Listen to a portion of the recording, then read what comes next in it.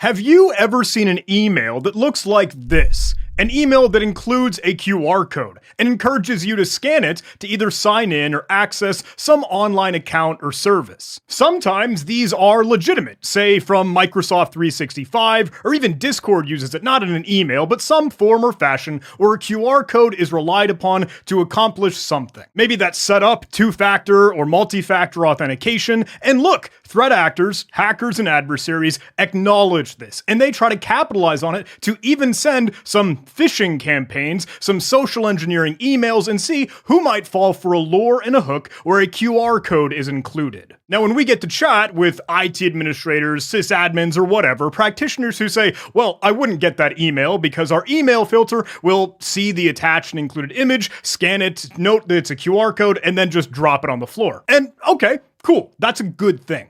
But I tend to wonder, well, you could, if you really wanted to, create a QR code all with HTML codes, just like any HTML email, but maybe using a table, changing the background color, replicating each block or sort of pixel inside the QR code. And then that IT administrator or sysadmin will go and say, well, we've disabled HTML images. We'll only be able to receive plain text emails. So I got to wonder, could we create a QR code just all in plain text? So that's what we'll do in this video. We'll create a QR code just rendered and displayed as plain text or printable characters that could be included in a plain text email. So I am inside of my Kali Linux virtual machine, and I'll be acting as the attacker. I'm putting my hacker hat on, and hey, maybe that's why I'm in that offensive security distribution, but let's make a directory for us to work in. I'll call this QR2 Unicode. Hey, forgive my typo there, and I'll emphasize that just a bit as we hop into that directory. Note that I mention Unicode, because Unicode, that extended character set that can still be displayed, printed, and rendered on your screen, they include some block characters, like a square that's all filled with black color, or the color of the font that you're using, and then even potentially just a blank space. That could still just act as sort of the white space in between our QR code black pixels. So let's get back to the terminal and let's make this quick and easy for us. Hey, let's just try to generate a QR code. I'll use QR encode, which I don't have installed right now, but it should be pretty easy in Kali. Yes, we can just go ahead and install it. Oh goodness, I need to enter the letter Y, and then my password to go ahead and install. Yep, I'm fine with getting all that put in. And with that, we should be able to then generate our own QR code. Super duper simple and easy. Let me do a QR encode. We'll just do like a hello world, and then we'll use TAC-O to output that into a file. We can just call it output.png. Now that that command has ran, we can see in the current directory, we have our output.png file. So let me go ahead and just Eye of Gnome, or actually, no, it's Ristretto in Kali. EOG is just like my knee-jerk reaction, but Ristretto could open up that image and we can see, hey, there is our QR code. Nice and cute. All right, let me try to look at this with my phone. We'll see if that gets scanned, and it does. You can see a little hello world, and of course an advertisement there. Hey, super duper quick, before we get too far down the rabbit hole, if I may, look, I try my best to get out a whole lot of videos just like these as frequently as I can, and keep sharing free cybersecurity education with you for free. But the only way that I can do that and keep up with all that I do is, hey, if this is a financially healthy thing, with sponsorships. So please allow me to tell you about Keeper Security. I gotta be honest, I look for the most secure solutions on the market. Every organization, even my own, needs to secure passwords, credentials, secrets, and connections, all to reduce the risk of cyber attacks. And Keeper Security offers a privileged access management solution to deliver enterprise-grade protection all in one unified platform. Their PAM solution enables your business to have complete visibility, security, control, and reporting across every user on every device, so even a small IT team can manage and protect their environment. Keeper integrates with infrastructure and identity access management stacks and works out of the box with your other technologies for password rotation, passwordless authentication, SIEM, CI/CD, and so much more. It fits right into your organization without the hassle of deployment and maintenance. Keeper PAM is purpose-built to protect perimeterless and multi-cloud environments with the features and functionality that your organization needs. I've seen Keeper personally at tons of different cybersecurity events, and I've gotten a chance to chat with their partners. Seriously, it is always high praise and proven success with their platform. With over 275,000 5-star ratings in app stores, users rave about Keeper. With Keeper, you can keep your users, your data, and your environment secure. Learn more today and sign up for a demo with my link below in the video description. jh.live/Keeper. Huge thanks to Keeper for sponsoring this video. Now, I don't know if you can see it, but down in the bottom left, it denotes the dimensions of this image. It's 87 pixels by 87 pixels. So 87 in width and height, that is a square image for our QR code, but that'll be handy. Note that it has this border, usually that you see in QR codes, all the white surrounding it, but we really care about these black pixels. So we need to be able to track that down in some code that we write. Let's get started on that. Let me open up a Sublime text editor. I'll use my text editor of choice here. You can, of course, use whatever you'd like. Let me use Sublime Text and start a shebang line for our file QR to Unicode. And with that, we'll import some stuff that we might need.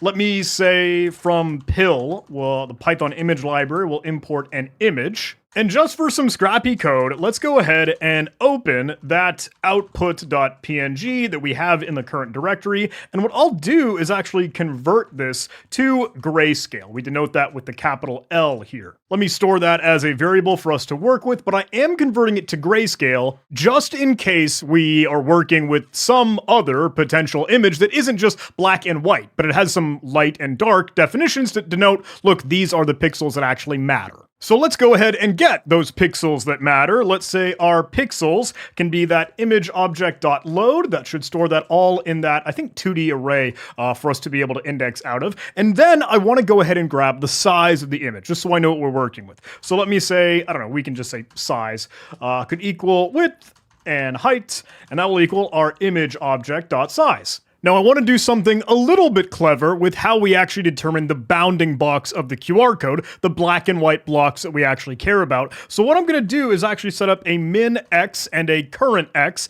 and I'll stage those as actually kind of the inverse of what we'll do to determine what would be the minimum and maximum here. So in fact, actually, that's probably better as a max x, but we'll set the minimum, I know this is weird, to the width, the greatest possible value, the maximum currently, and then 0 for the actual max. And again, this is just set momentarily as the inverse, so we can go determine what those values will be in just a moment. But we'll do that exact same thing for the min y and max y based off the height and 0. Now that those are set, we could actually loop through all of the pixels in the image, and maybe this isn't the best algorithm if we even call it that, but that'll help us definitively find the bounding box of the real data, the black and white blocks that we care about. So I'll do a for x in range of width, and then I'll do a for y in range of height, and now I can check if the pixels at that position, X or Y, I want to determine if that is a black pixel, because checking that across the entire image tells me that, okay, these are, again, literally minimum and maximum for us to work with, but we should determine sort of a binary threshold, or like a black threshold, really, because the pixels, again, now converted to grayscale, will be in the range of whatever pixel value in the range of 0 to 255, like you would expect for RGB colors or even just a black and white values, right? So I want to what would be 255 for full color, 0 for the absence of color. I want the middle, where I could see, hey, this looks like a darker gray rather than a lighter gray in our grayscale, so we could then check if that pixel, knowing its value, is greater than the binary threshold. And actually, no, I have that logic backwards, right? It should be less than, because closer to 0 would be black, right? So we want that darker value, it should be less than. Now, since we're tracking the minimum or maximum pixels as we're moving all along, we could set the minimum x value to be literally the min function in Python, determining whether or not we're tracking, hey, the current value or the other. Does that make sense? Like min x that we have so far as we work through this loop here, and the current x that we're looking at. Same thing going for min y. We'll stage that, and same thing for the maximum values. We'll just use the max function in this case in Python, and that works really, really well for us. I know it's a little bit crappy, hey, looking through the entire image. I was trying to think what we might be able to do rather than, I don't know, start in the center, try to find the outermost edge, but it gets a little bit wonky depending on the border and what pixels are actually there. But I like this setup, because if I were to now try to print out what would be, I suppose, our min x, I'll put this in a format string with an F prefix. Same thing for our max X, or you know what, min Y probably. And we'll just put those, oh goodness, I'm getting my letters confused as I keep saying words. We'll do that again for max. Now, if I run this, I should be able to see 12 as the minimum value and 74 as the maximum value for the actual bounding box. Now that that is staged, we can determine the sort of canvas where we actually have data that we care about. We should try to carve out the block size, because again, QRs could come in any sort of size, and that means that they might have larger black pixels, so to speak, or their blocks than others. So what we could do is try to find the first horizontal line, quote unquote, up until the point of our white color, or the other side of our binary threshold. And again, we'll use that as an anchor to do a little bit more math to figure out that block size. So let me just set a Y value, temporary, set currently to the minimum Y, knowing its location thus far in the image, removing the border, and I could check while that Y value is less than the maximum Y, what we could check is if it also, with our AND operator, if the pixels at that position, given the minimum X and our current Y value, is greater than our sort of binary threshold, we'll keep on cruising and increment our Y value. And Python does not have that plus plus operator, so we'll use Y plus equals 1. Now, if we get a little bit smarter, we could actually determine what a block size might be, because with that Y position that we figured out thus far, if we look for that to be black or the darker color, given sort of our pixels at the minimum X and the Y value that we're looking at, if that's less than our binary threshold, what we could do is keep incrementing Y and even increment our block size. Why do I keep doing that? Plus equals 1. Thank you. At this point, hopefully we have a block size, and again, I'll wrap that in some cheesy little format string, but how does this look? My block size is 21. That's the number that we're working with, but if we look back here, if I open up our image one more time, remember that that is currently the anchor of this top left sort of designator for the QR code. That is 21 in length and in sort of height in this case. Yeah, length and width, whatever we want to say there. But note that is composed of 7 different blocks. Like, hey, this is 1, this column, and then another 2, and then 2 on the other side for that white and black pairing, and there's 3 in the middle. So that adds up 2, 3, which gives you 5, add another 2, that gets to 7. So for the QR code specification, we could probably pretty safely take that block size that we have calculated thus far, and then make that divided by 7. And I'm using the 2 division symbols or forward slashes to use integer division in Python in case for whatever reason something got weird, but it should be, fingers crossed, multiple of 7. Now you could do that math, obviously, that's just going to be the number 3 in this case, but that tells me that the actual image, if we open this thing up, hey, this black box, even just a singular block here, is only 3 pixels tall and 3 pixels wide. So that is the literal block size we'll be using for this image, but thankfully that's abstract and could work for any other.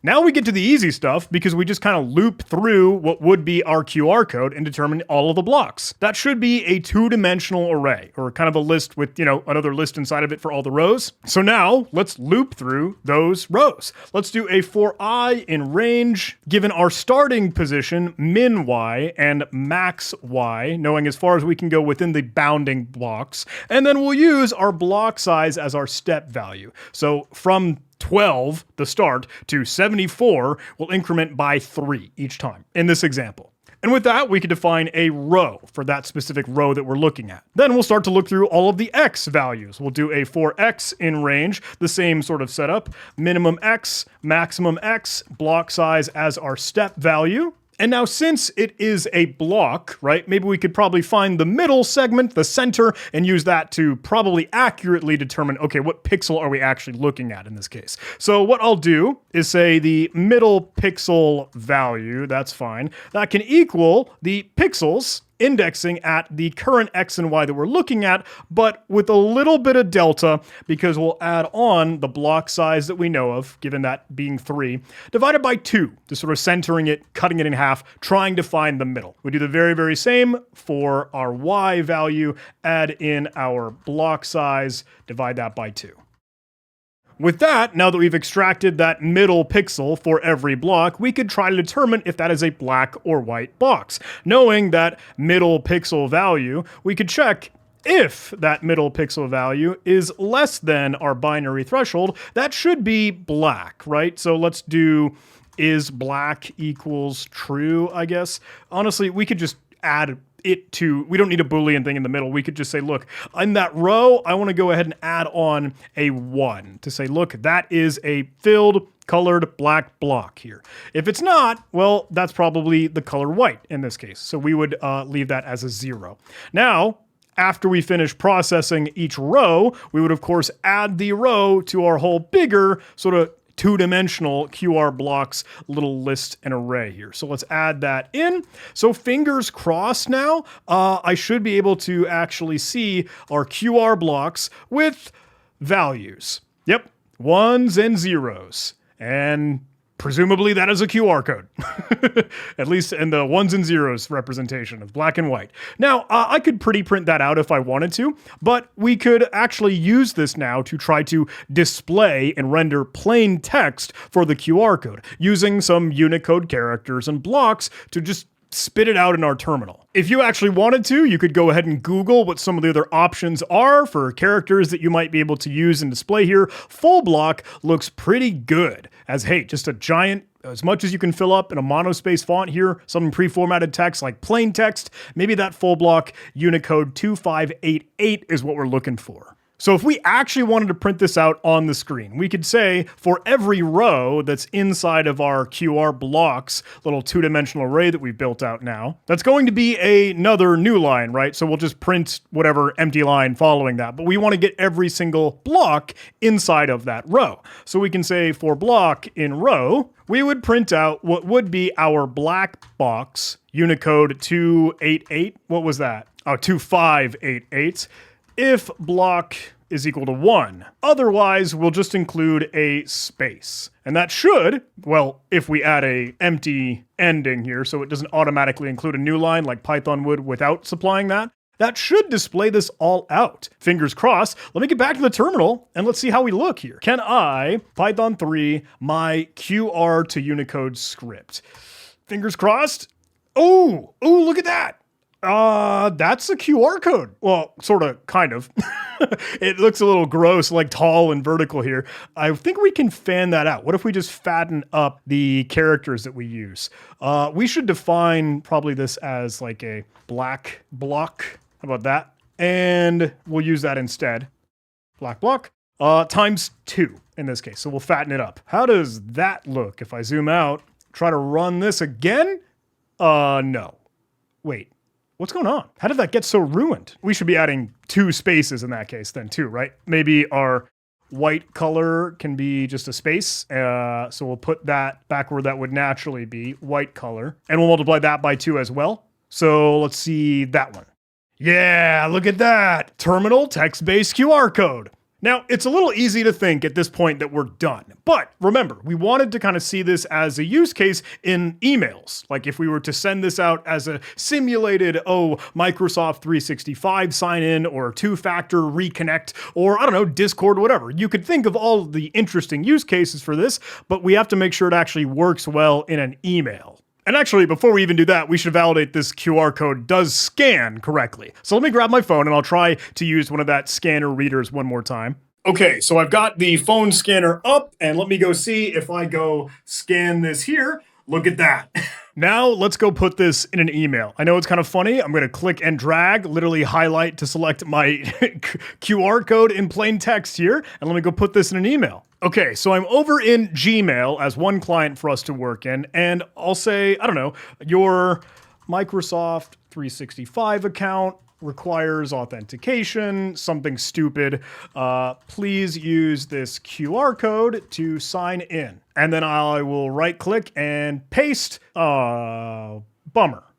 Okay, so we should have expected this, right? Because even if I were to go toggle and click plain text mode in here, look, this is going to be rendered in regular sort of sans font. At least Gmail and Google will do that sort of naturally here. So spaces aren't going to have the exact same width as our full block Unicode characters. And that will kind of ruin what we want in this case. So not ideal, and I don't think we are quite done. I'm curious if Outlook or another client would do the very same. Oh, I actually still have an Outlook instance set up with that Microsoft 365 account we created for some videos previously. But if I were to change this format text up at the top here, I believe the 3 bars will let me change the message format to plain text. So if, again, I were to just sort of paste this in, okay, again, not ideal, so we still have some work to do. But thankfully, this is kind of an easy fix, at least something that is functional and working and like technically feasible, right? If we look back at the Unicode blocks that we have as options here, there's nothing, at least from what I could tell. I couldn't track down one that would work well, and I don't know if you do either, or if you just know off the top of your head, let me know in the comments. Something that we could use to fill the white space, like literally a space character, but take up the full width as possible, not in a sans normal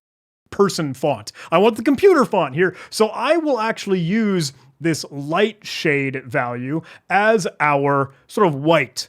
The best thing that I could do, honestly. But let's go try to use that value, Unicode 2591, and see how well that looks. Let's get back into Kali and let's change our white color or white block. Wow, man, I'm so awful with variable names. No one matters. Nothing cares. It doesn't. Nothing matters and no one cares. 2591 is what we want for that Unicode value.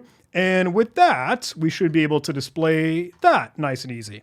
So let me try to run this script, and ooh, that looks pretty good in the terminal, but how will that look in an email? Let me go ahead and copy this whole thing, right-click copy. So if I get back to Gmail, open up our sort of stage phishing link that we might set up with like a bit.ly link, I don't know, maybe something, ooh.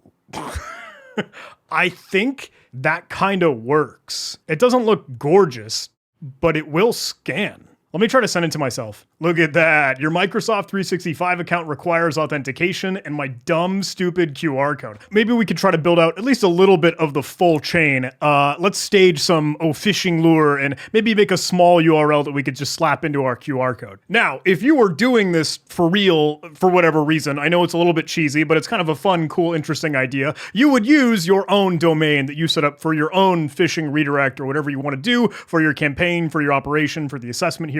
But in my case, I will just try to take a URL that is a little bit long, but shrink it so it's a smaller QR code. And our target will be, hey, subscribe to the channel, maybe leave a like, do all those YouTube algorithm things. And if you wanted to customize your tiny URL or whatever, but you don't have to, again, you should use your domain that looks more legitimate, like a Microsoft or whatever we're actually trying to use here. So now I have that tiny URL address. Let me go regenerate our QR code here. We'll paste that in. And now I can use our script, Python 3 QR to Unicode, to slap out our text-based Unicode QR code that we can send in an email. Let me go back and see how this looks in the Outlook client, because again, back when we had spaces, that wouldn't work all that well. But now, with the light shade, quote unquote, that looks like a QR code. It's big, fat, and it's massive. It doesn't look good, but it will work. And we can scan this. Like, let's do it. Let me do this.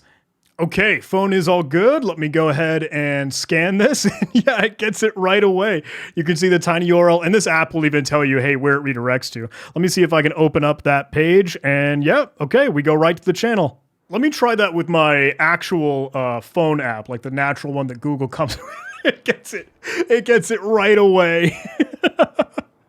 Oh, that's so sweet. Now again, you wouldn't use tinyURL. There was just a demo, just an example, something to showcase. But look, the proof of concept is kind of there. You could just make a QR code in pure plain text, send that in an email and have that displayed and scannable. Now, hey, I know, this is kind of a silly idea. It's a little cheesy. I don't know if it's all that really useful. It's not super duper practical. Like, it looks dumb, but it works. Kind of one of those things like, I wonder if we could. And I just wanted to explore that. And I hope that was a fun ride for you just as well. And if anything, it might be a cool programming project. If you wanted to, hey, put this together in Golang, do it in Rust, add some support if you wanted to have it automatically generate a QR code based off of any data that you wanted to, or write output, hey, verbose, error checking, blah, blah, blah.